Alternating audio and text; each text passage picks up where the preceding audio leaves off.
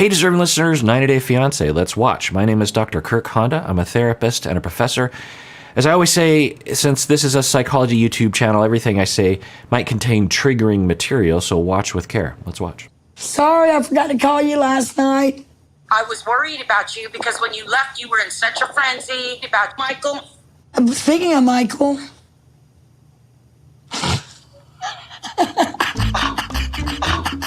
Hello, Renee. All right, so they're back together. We weren't there for them to have the conversation that led to this. We could imagine that it wouldn't negate everything that's happened, but I don't know. Damn, her voice changed. I'm good. How you doing? Good to see you. The thing is what are you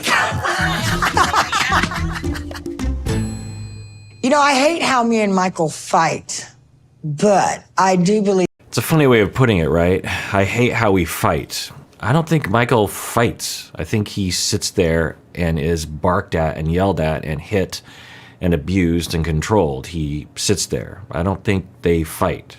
We had the best makeup sex there is. When Michael came to my room last night, he told me he was going to take his Instagram down today, which gave me hope that... Okay, yeah. Exactly. So he, for whatever reason, decided that he would comply and obey. And that was what I've been saying, right? The way this looks is the only way that Angela is going to stop abusing him is if he signals to her that he will do whatever she asks. Every step of the way, it's more control. And I've been over why these individuals do this typically, but in a nutshell, it's because they are in a incredibly dysfunctional, potentially criminal way, seeking attachment security in a way that they learned how to when they were younger. And it's, of course, horrible, criminal, awful, immoral, wrong, abusive, toxic. And the way it looked, you know, all the yelling and the screaming and all the different things that she would bring up, and some of them were explicitly, I need you to cancel your Instagram.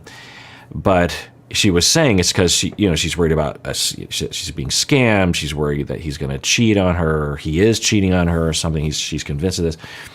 All of that stuff, the damage to the car, banging on his door in the middle of the night, hitting him, aggressively going after him, hanging up on him, yelling at him, maybe even cheating on him. You know, some people actually do that. I haven't talked about that yet, that some abusive individuals will actually cheat on their victim as a way of trying to harm their victim because they know it will harm their victim, or flirt in front of them or something. It's another act of harm and abuse and control. I don't know if that's what's happening, but I'll just say that.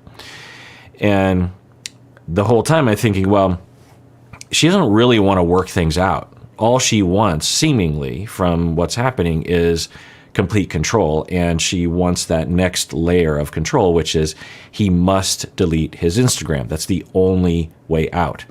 She doesn't want to talk with him. She doesn't want to listen to him. She just wants to bark at him and yell at him and hit him and scream at him and threaten him and kick things and break things.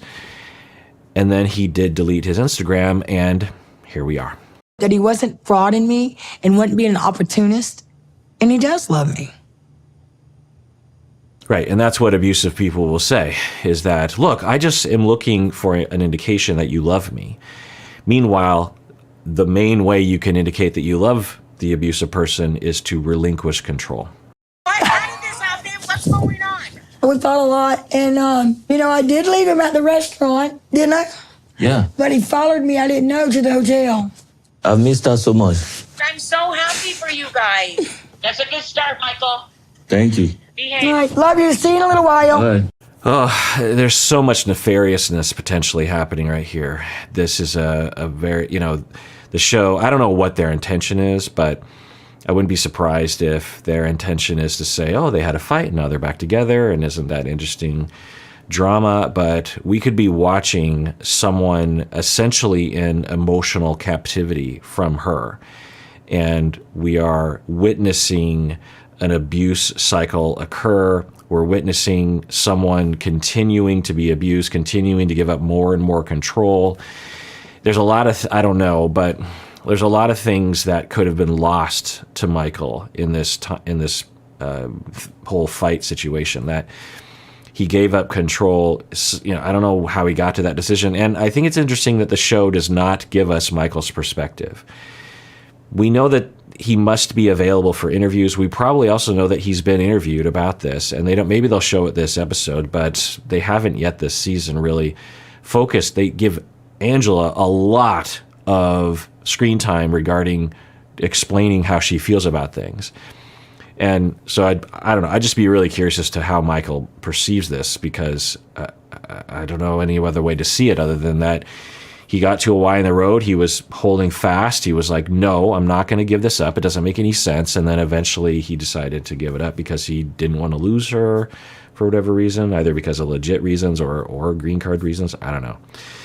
And then he is back here. And so he's not only losing Instagram potentially, what he's losing also is potentially, I don't know, but he could be losing the option for anything else. The precedent is further set that when she wants, she will bark and demand and hit and destroy property and threaten, and he will give in. So the next time when he tries to draw a boundary, what's the chance that she's going to be okay with that? And also, what's the chance that she will become abusive again? Because it always works. Now, I'm not saying he's to blame for her abuse. That's not the case. She is to blame for the abuse. But in terms of what he could have lost, what he has lost through giving up the Instagram, it could be way more than Instagram. The rules have been set. The precedent has been set. He might have even been trying to establish a new precedent of like, no, I'm not going to give full control. There's no logic to you trying to take this away from me. I'm not cheating on you. I'm doing this for work, for us, so that I can have money. I'm guessing you want that. I don't want you to have to pay for everything, and I want some autonomy. I want some life. So this doesn't make any sense as to why you would take this away. I mean, people have Instagram accounts. You have an Instagram account. Like, why can't I? And by giving this up, I worry that he's lost 10 times more in terms of the emotional loss for himself. He might have even lost self-respect. He might have lost his motivation to be assertive. He might have said, I guess, I tried to draw a boundary and that didn't work, so I guess I'll never do that again. I don't know. I'm worried. All right. See you Love soon. you too. Bye. Last night, when she left me at the restaurant, I couldn't let the night end like that. Despite all the shouting, yelling, I missed my wife so much. And guess who got lucky last night? Myself. I don't know. There's two possibilities, and there's others as well, and there's a spectrum between he doesn't actually feel abused. You can experience abusive relationship and abusive behavior and not actually be abused. You don't feel harmed.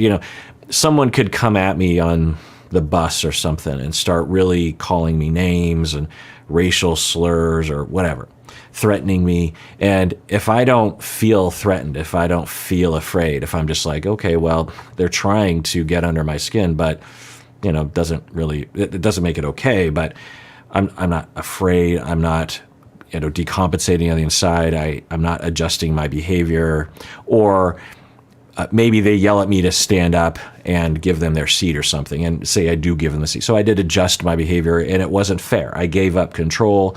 I allowed something to happen that wasn't fair to me, and I gave that up. But, I don't really care. It's just a seat. I'll move on. My stop is next. So whatever. And that's different than I'm sitting in the seat, someone's attacking me, and I have a lot of fear. I have a lot of adrenaline. I'm unsafe. I don't feel supported. I get up and is this guy going to get me? What's going to happen here? I better get off of the next time. It's a different kind of experience, right? And how do we frame each of those experiences? I don't know, but they are different. And for Michael, I don't know where he's at. He doesn't seem to be exhibiting the second option of fear and trauma and adrenaline and threat. But when people are abused, I think particularly men, they can stuff all those feelings or feel like they can't talk about it, or maybe not even really consciously register them, but they're happening because of all the reasons that we know. So it's hard to know what's going on here, but it's hard to deny the layers of control that she has over his life, right? Full economic control, full control over his body, his things, his economics, his livelihood, where he's going to live. She can threaten to not allow him to come to the States. She's taken away other things too, right? She's trying to isolate him from friends and family, and so it's hard to look at that and think that he's not in a cycle of abuse, even if he doesn't necessarily feel a lot of fear. But I don't know. There's a lot of nuances to a relationship. But boy, it'd be hard to imagine that Angela's behavior isn't affecting him, right? I mean, it affects us, and we're watching it from the outside. Last night, it was pretty good, no? It was just pretty good. Oh, you did it back to back. That's not pretty good. That's kind of like amazing. Kind of like I awesome. miss you. Then you bit me. When was that? I don't know, when you was being a beast. I don't know. You know they'll pop. These are fake, Michael. Seeing the new body, I love it. I mean, it's so sexy. The last two. This is so hard to watch. I mean, I want to hold on to what had happened recently so that I don't get blindsided again when it will happen again, because it will, right? If we know anything about the future, all we got to do is look at the past. And without any kind of massive amounts of therapy and treatment, perhaps mandated, we're not going to see a change in Angela's behavior unless it's all fake, which it could be. It didn't look fake to me. So unless something drastic changes, it's going to happen again. And so when I watch this, I don't know, Years on this journey of losing weight, Michael never gave me an encouragement how good I look. So I was nervous coming here, him seeing me in my smaller body. Of course, you look good now. You are my wife. I want to point out that from my memory, he was very supportive of her body. And when she was getting surgery and having different procedures done, he was saying, well, I don't want you to change. I don't need you to change. And then when she did change, he had some opinions. He's like, well, I guess I like this, but I don't like that. But overall, from my memory, at least on camera, he was supportive and nice, and still loved her and was attracted to her. So she keeps saying things like that he was never supportive, and so I think what that reflects is a black and white, all or nothing way of looking at things, where unless he is 100%, and that is part of the abuse cycle. So we can use this as a jumping off point. For abusive individuals, they often will frame things like this. If they'll even have you might have even heard this from an abusive person. It's like, if you're not for me, you're against me, that kind of philosophy. So you have to be 100% for me, or else you're against me and you're an enemy. And in essence, what they're saying is, you have to agree to everything I say. You have to allow me full control. You have to say yes to everything that I want from you. And you have to compliment me constantly. You have to be this perfect person in every way that I want you to be, or else if there's one thing that you do against me among thousands that you do for me, you're against me, you're the enemy, and by implication, I'm going to get you, I'm going to abuse you. I love it now. And the sex too is fantastic. Everything is...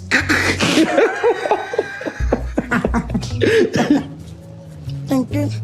We have more positions. Now when he lays on top of me, he could look down and see the coochie, okay? Just tell it like it is. I guess that turns a man on. The producers could be showing us whatever they want to. And they either are geniuses and know that if they do it in this sequence, it'll bother us to the extent that we'll have an emotional reaction and we'll keep watching. Or they don't really have a reference for what's happening because of the common misunderstandings and biases and lack of awareness regarding abuse in general, particularly towards men of color. So I don't know what their intentions are. And I also am not one of those people that wants to, these are creators, they're making a thing. Everyone's voluntary, they're doing it voluntarily, right? And so for the most part, and so especially once you get on later seasons, it's like, what you're getting into as cast members. Then I say, go for it. within reason, and to me, this is within reason. They can make what they want to make. So I don't have that attitude of just like, we need to take down TLC, or I don't know. I just say, if you don't like it, don't watch it. I mean, you can certainly voice your opinion, but these kinds of movements, and I've heard of different movements among the viewership, and I think sometimes it works, but I feel like most of the time it doesn't, where people will say, we want a petition to get rid of someone, and I don't know, but I suspect all that says to the creators is, wow, this cast member that is so divisive is a goldmine, because they produce so much emotional reactivity in people that it'll keep them at least talking about it and possibly also watching. The bland cast members on these shows that you might even like. You might even be like, oh, I like that person. They don't provoke emotion, and thus they don't provoke viewership, and they don't provoke people to watch ads. I don't know. Normally, I probably wouldn't be reacting. I'd just be watching, but I just feel like I just want to say that. I just like, there's something really disturbing about the sequence of these scenes, right? All right, well, if you didn't already, we have a website you can go to and check things out. There's a lot of extras there, stuff about us, photos, audio episode catalog. You can search for things. We also list our philanthropy efforts on the website. There's other things as well. But anyway, you can check that out. Also, there's an audio podcast, if you didn't know already. We will post a lot of our audio episodes on YouTube, but a lot of them aren't. So you can subscribe to the podcast on your podcast app if you're interested. And everyone out there, please take care of yourself, because you deserve it. You really, really do.